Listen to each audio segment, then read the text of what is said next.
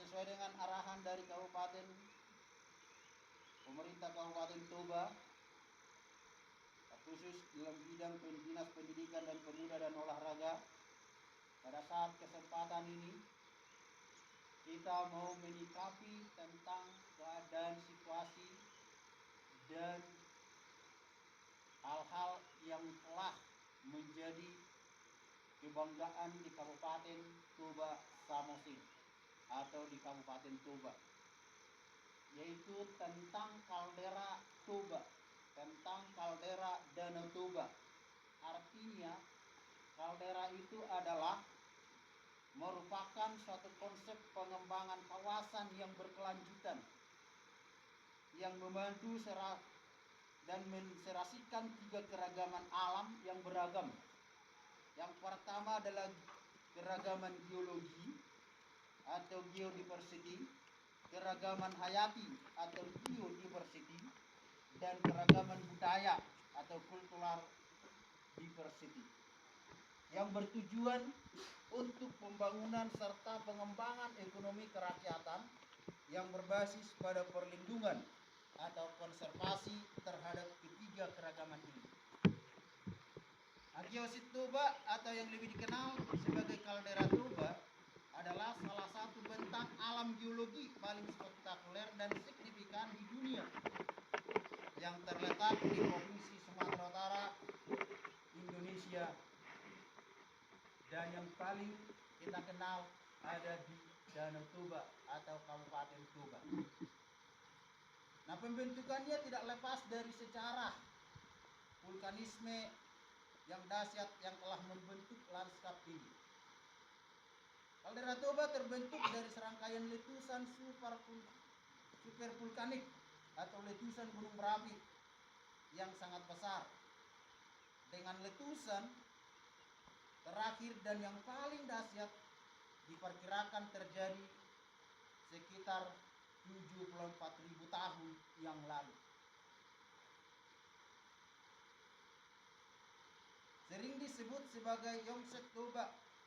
Letusan ini diperkirakan sebagai salah satu peristiwa vulkanik terbesar dalam 25 juta tahun terakhir. Letusan gunung Toba melepaskan jutaan ton abu vulkanik ke atmosfer, menyebabkan musim dingin vulkanik global yang mungkin berdampak signifikan terhadap iklim bumi dan bahkan populasi manusia purba.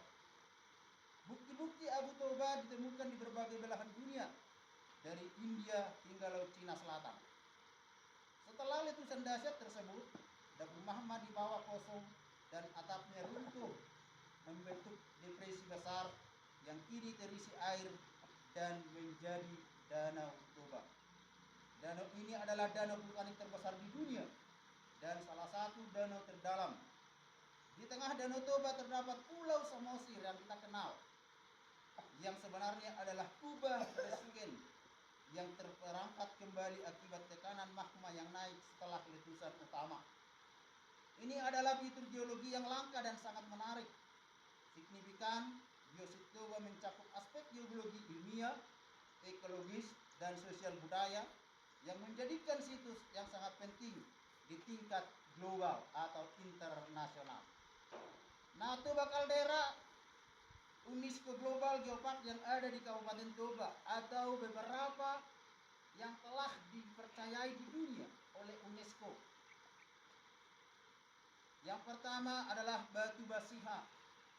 Batu basiha ini adalah bentuk dari proses geologi akibat pendinginan magma, yaitu lava yang mengalir dari letusan gunung purba di kaldera Persea. Setelah membeku, magma ini kemudian membentuk struktur kekar kolom yang merupakan karakteristik utama dari batuan jenis andesit ini. Kolom-kolom alami berukuran besar itu terlihat menyerupai garis-garis fosil kayu. Selama proses pendinginan, magma mengalami kontraksi dan retak secara teratur, sehingga membentuk struktur kolom-kolom vertikal yang besar dan khas. Andesit ini adalah jenis batuan vulkanik yang terbentuk dari magma yang kaya silika. Dari sisi ekologi, budaya masyarakat lokal, formasi batu basiha berasal dari legenda kayu besar yang disambar petir hingga terbang. kering dan mati. Belakangan masyarakat menyebutkan bahwa kata basiha merupakan akronim dari batu Sianhau, batu yang berasal dari kayu, yang akhirnya memberikan makna kearifan lokal bagi tujuan pelestarian lingkungan. Alkisah, sekelompok orang di masa dahulu pernah bermaksud membangun rumah dan permukiman di kawasan ini dengan memotong pohon-pohon besar, sehingga ajaib seekor harimau muncul dan memberikan peringatan kepada mereka tentang larangan untuk menebang kayu dan membangun rumah di sini. Tapi mereka mengabaikan peringatan itu, sehingga petir sekonyong-konyong menyambar pohon dan membuatnya berubah jadi batu. Sejak itu tidak seorang pun berani menebang kayu dan membangun rumah di sini.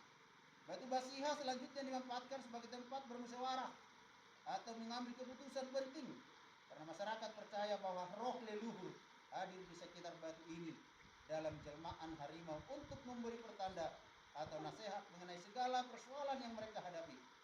Keberadaan mengandung kearifan lokal tentang nilai konservasi dan pentingnya arti musyawarah bagi kehidupan kolektif masyarakat Batak dalam mengambil setiap keputusan. Adapun Baligi, kota ini merupakan satu jantung peradaban Toba.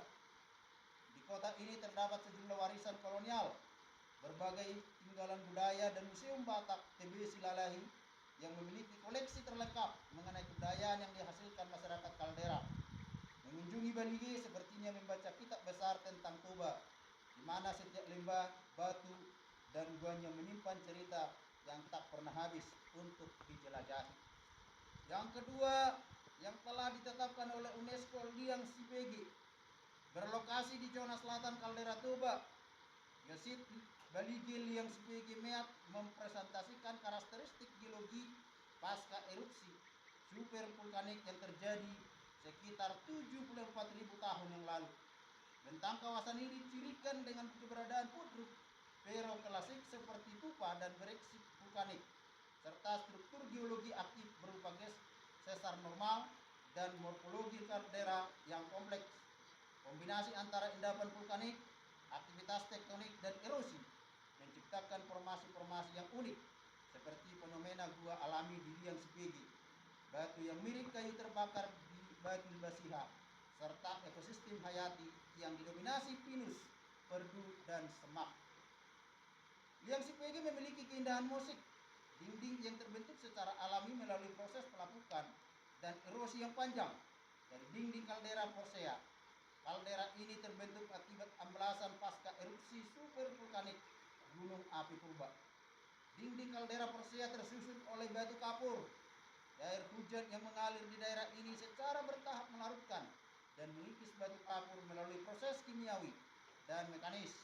Proses pelarutan dan pengikisan ini terus berlanjut hingga akhirnya terbentuk lubang atau gua di dinding batu kapur yang kemudian dikenal sebagai Liang Sipegi.